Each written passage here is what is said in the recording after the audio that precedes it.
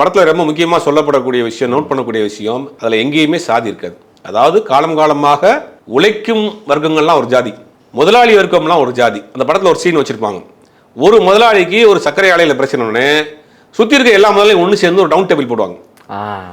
அப்போ வந்து அந்த இடத்துல ஒரு முதலாளித்துவம் விஸ் தொழிலாளித்துவம். முதலாளிக்கு ஒரு பிரச்சனைனா சக முதலாளி ஒன்று சேர்ந்துக்கிறோம்.